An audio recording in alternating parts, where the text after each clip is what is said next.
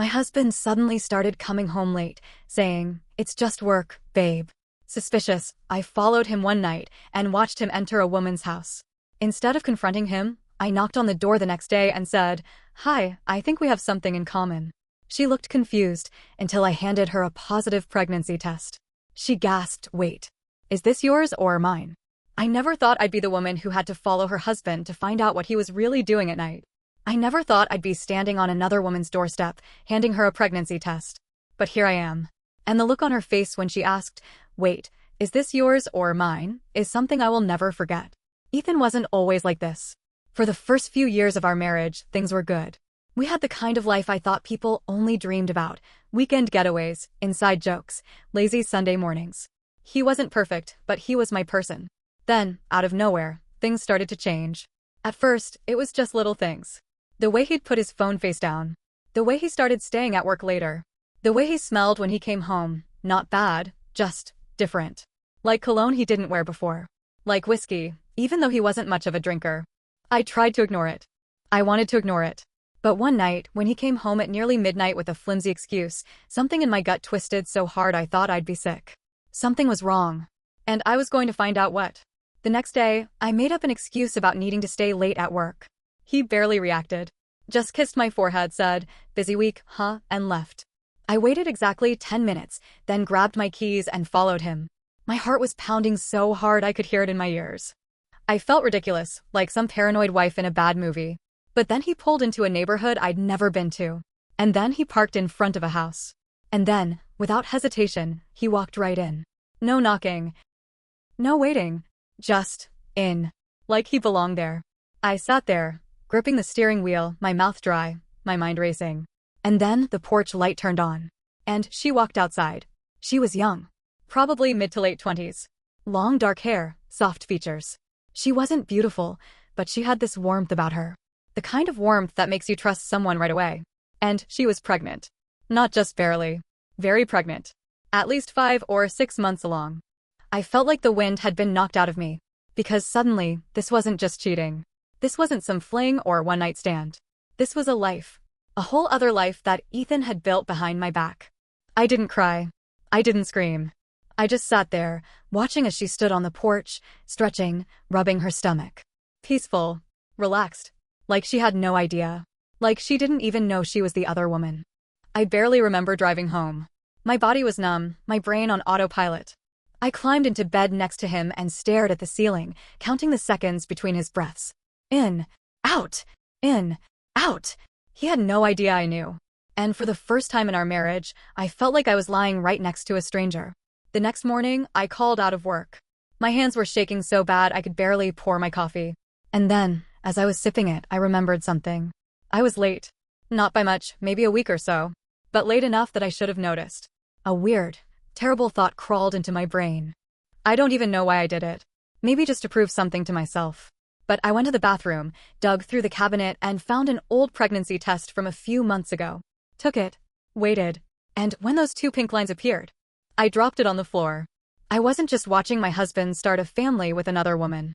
I was carrying his child too. I could have confronted him. I could have waited for him to come home and thrown the test in his face. I could have screamed, broken things, demanded answers. But something in me snapped. I didn't want his excuses. I didn't want his lies. I wanted the truth. And the only person who could give it to me was her. The next afternoon, I drove back to her house. I was shaking so bad I almost turned around. I had no plan, no idea what I was going to say. But I walked up to her porch and knocked. She answered a few moments later, looking confused but polite. "Can I help you?" I didn't say anything. Just reached into my purse, pulled out the test, and held it out to her. "I think we have something in common." She frowned, looking between me and the test. And then she took it from my hand, stared at it. Her face changed. Her lips parted. And then, in a small, shaky voice, she said something that made my stomach drop. "Wait, is this yours or mine?" For a second, I thought I'd misheard her. But then she looked up at me, her eyes wide, horrified. She didn't look like a woman caught in an affair. She looked like a woman whose entire world had just cracked in half. I opened my mouth, but no sound came out. And then, just above a whisper, I asked, "You didn't know, did you?" Her eyes filled with tears. "No," she whispered. I had no idea. And just like that, everything changed. I don't know what I expected. Anger? Defensiveness? Denial? But what I saw on her face was none of those things. It was pure, shaking, gut-wrenching shock. She didn't know. Which meant I wasn't the only one being lied to. She didn't invite me in at first. We just stood there on her doorstep, both holding onto the same pregnancy test like it was a grenade about to go off. Her hands were trembling. Her mouth opened and closed like she wanted to say something, but no words came out. And then she exhaled sharply and stepped back. Do you want to come in? I should have said no. I should have turned around and walked away. But instead, I followed her inside. The house was cozy, nothing fancy, just warm, lived in. A baby blanket draped over the couch. A framed ultrasound picture on the coffee table. A book about baby names half open on the armrest. My stomach twisted. This was real. I sat down on the couch. She sat across from me, hands folded, her shoulders tight with nerves. How long? She asked, voice barely above a whisper. It took me a second to understand. How long had I been with him? I let out a bitter laugh. We're married. Her eyes snapped up to mine. And just like that, she sucked in a breath like I had just punched her in the gut. You're lying. I shook my head. She blinked rapidly, like she was trying to clear her vision. Then, in a small, hollow voice, she whispered, he told me he was single. We talked for hours. And every new detail made my skin crawl. She had been with Ethan for almost a year. She met him at a work event. He told her he was divorced, that his ex-wife was crazy and wouldn't let go. He told her he wasn't ready for kids, but when she got pregnant, he came around. Said he'd be there for her. Help her financially. That part stung the most. Because I knew for a fact that his money was our money. And this woman's rent? I had probably paid for it. She was still processing it, shaking her head, muttering, I don't understand. I don't, when her phone rang. She glanced at it. And then she froze. Completely. Her face went pale. Her eyes flicked up to me, wide with something that looked a lot like fear. I leaned forward. Who is it? She swallowed hard. And then she turned her phone around. And my blood went ice cold. Because the name flashing on her screen? It wasn't Ethan. It was his mother. I couldn't speak. I just stared at the screen, my pulse hammering in my ears. She let it ring. We both sat there, waiting, holding our breath. Then, a voicemail popped up. She hesitated. Looked at me. Then, with a shaking hand, she pressed play. The voice that came through the speaker was one I had heard 1,000 times before. My mother-in-law. Hi, sweetheart, she said, in that warm, too sweet tone she always used. Just checking in on you and my little grandbaby. I was thinking we could do lunch this weekend. Give me a call when you have time. Love you. The message ended. Silence. Then, very slowly, I lifted my head. Why, I whispered, is my husband's mother calling you sweetheart and talking about her grandbaby? She burst into tears. I thought I had uncovered everything. I thought the worst of it was already in front of me. I was wrong. Because as she sobbed into her hands, I started to put the pieces together. Ethan's family knew about her. They didn't just know, they were involved. They accepted her. Which meant, what? They knew about the affair? They had welcomed her into the family? And worst of all, they had kept me in the dark. I wanted to scream. I wanted to throw something. Instead, I asked the question that had been burning in my throat. Have you met them? She sniffled, wiped her eyes, nodded. His mom and sister. A few times. They've been so supportive. She let out a wet laugh. They said they were excited to finally meet the woman Ethan really loved. My stomach turned. The woman Ethan really loved. As if I was just some mistake he was trying to erase. I wasn't just dealing with a cheating husband anymore. I was dealing with an entire family who had smiled in my face while helping him build a life behind my back. I had been lied to, betrayed. But now? Now, I wasn't just his wife. I was the mother of his child. And I was about to make damn sure he never saw this coming. I sat there, frozen, while she wiped her eyes, still hiccuping soft cries. Ethan's family knew. They knew and they welcomed her. And here I was, the wife, sitting across from his mistress, realizing I had been made a fool of by more than just him. I took a slow, deep breath, forcing my voice to stay steady. When was the last time you saw them? She sniffled. A few weeks ago. His mom invited me to dinner. Dinner. A family dinner. While I was probably at home making his plate like a loyal wife. I swallowed the bile creeping up my throat. Did they ever mention me? She hesitated. And in that hesitation, I knew. They knew exactly who I was. And they never said a damn thing. But then she said something that sent an icy shiver down my spine. No, but his sister said something kind of weird once. I looked at her sharply. What? She chewed on her lip. She said, "At least you won't end up like the last one." The last one. I felt my breath hitch. What the hell did that mean? What do you mean, the last one? I asked, trying to keep my voice calm. She shook her head. I don't know. I asked her what she meant, but she just laughed it off. A cold feeling crawled down my spine. Because if I was the wife and she was the girlfriend, then who the hell was the last one? I needed answers. But not from her. I needed to talk to his sister. That night, I didn't go home. I checked into a hotel, sat on the edge of the bed, and stared at my phone. My whole body felt electric, like I was standing too close to a storm. I scrolled through my contacts until I found her name. Madison. Ethan's sister. I hesitated. My thumb hovered over the call button. Then, before I could talk myself out of it, I pressed it. It rang. And rang. And then, she picked up. Oh my God. Hey. Her voice was chipper, too chipper. Like she hadn't just been caught being part of a secret life. How are you? I clenched my jaw. Cut the crap, Madison. Silence. Then, a small, wary what? I took a shaky breath. I know about the baby. I know about her. I know you've been having family dinners with Ethan's pregnant girlfriend while smiling in my face. The line went dead silent. Then, after a long pause, she let out a slow, almost relieved sigh. Oh, she murmured. You finally found out. Finally? Finally? I gripped the phone tighter. What the hell is that supposed to mean? She didn't answer right away. And then, when she did, she said something that made my blood turn to ice. You're not the first. I felt my stomach twist. What the hell do you mean, I'm not the first? Madison sighed, and when she spoke again, her voice was quiet. Ethan does this. Does this. Like it was a habit. Like I was just another chapter in a long history of women he had destroyed. The last one, she hesitated.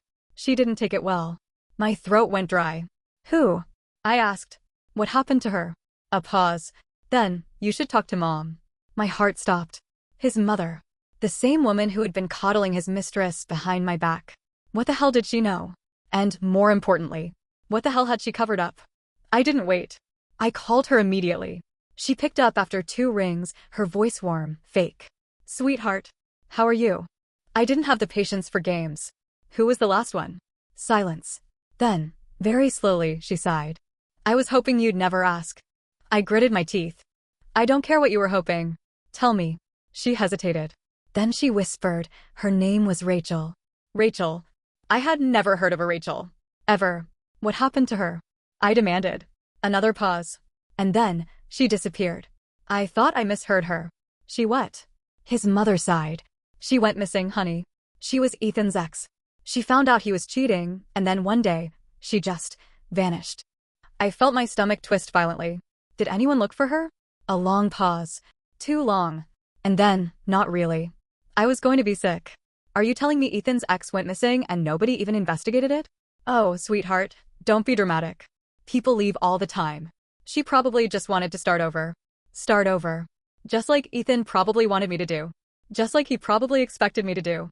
A sick, horrifying realization settled into my bones. Was I ever supposed to find out? Or was he planning for me to just disappear, too? I sat there, gripping my phone so tightly my knuckles turned white. My mother-in-law had just casually told me that Ethan's ex had vanished. Like it was nothing. Like it was just some unfortunate coincidence that no one cared enough to investigate. You're lying, I said, my voice shaking. She sighed like I was being exhausting. I wish I was. I felt sick. Rachel had been where I was. Rachel had been me. And now? She was gone. I had to get out. I had to think. I had to bang. Bang. Bang. I nearly jumped out of my skin. Someone was pounding on the door of my hotel room. My stomach dropped. I already knew who it was. Ethan. I stood, my heart hammering. He banged on the door again. Open up. I didn't move. I could hear him breathing hard through the door. Then his voice, lower, dangerous. I know you talked to her. My blood ran cold. He wasn't asking. He knew. Knew I had spoken to his mother. Knew I had uncovered something I wasn't supposed to. I took a slow step back. My hands were clammy. My mind was screaming run. Then, his voice softened, desperate. Baby, please. I wanted to scream at him. I wanted to open the door and throw something in his face. But the fear in my chest wouldn't let me move. He exhaled sharply. Then, more to himself than to me, he muttered, you weren't supposed to know. I felt a chill crawl down my spine. What the hell did that mean? I forced my voice to stay steady. No what? Silence. Then, forget about Rachel. I felt every hair on my body rise. I had spent years with this man. I had slept beside him, made him dinner, laughed with him.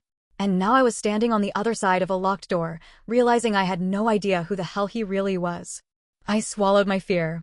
Tell me the truth, Ethan. He let out a sharp laugh. You think I killed her? I didn't answer. His voice dropped. Rachel left. That's it. She packed her things and left. You think I made her disappear? Yes. I didn't say it. But he must have heard it anyway. Because he let out a slow, bitter sigh. You don't trust me anymore.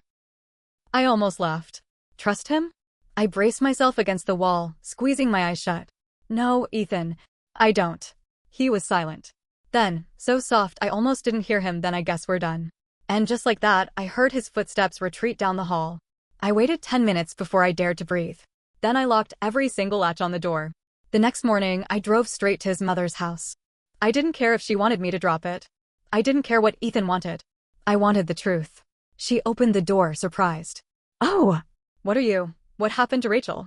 I demanded. Her face dropped. I had never seen my mother-in-law speechless before. She hesitated. Then, finally, she whispered. She was pregnant. My blood turned to ice. What? She looked at me with something that almost looked like guilt. Rachel was pregnant when she left. Oh my God. My breath caught in my throat. I was pregnant. The other woman was pregnant. And now I was being told that Rachel, the one who came before us, had also been pregnant? I felt like I was going to throw up. Where is she now? She hesitated.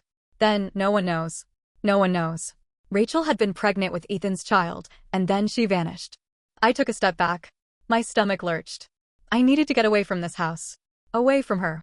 Away from all of them. I turned and ran. I went home. I packed my things. I blocked his number. And then, as I was shoving my last suitcase into my car, my phone rang. Unknown number. I hesitated. Then, against my better judgment, I answered. Hello? Silence. Then I know what happened to Rachel. My heart stopped. I gripped the phone tighter. Who is this? A pause. Then, you don't know me. But Rachel was my sister. I felt my stomach plummet. Rachel's sister. My pulse pounded in my ears. Where is she? A breath. Then, she was last seen with Ethan. And then she disappeared. I felt the world tilt. Rachel didn't just leave. She was erased. And now? I was next. I left town that night. I drove until I crossed state lines, until I was too far for Ethan to find me. I got a lawyer. I filed for divorce. And when Ethan called from a new number, I didn't answer. But the worst part? I never found out what happened to Rachel. Maybe she really did leave. Maybe she started over somewhere, far away from him. Or maybe she was buried in a place no one would ever find her. It's been a year. I had my baby, a beautiful little girl. She'll never meet her father. And Ethan? I don't know where he is. But sometimes when I leave work late, I feel like someone's watching.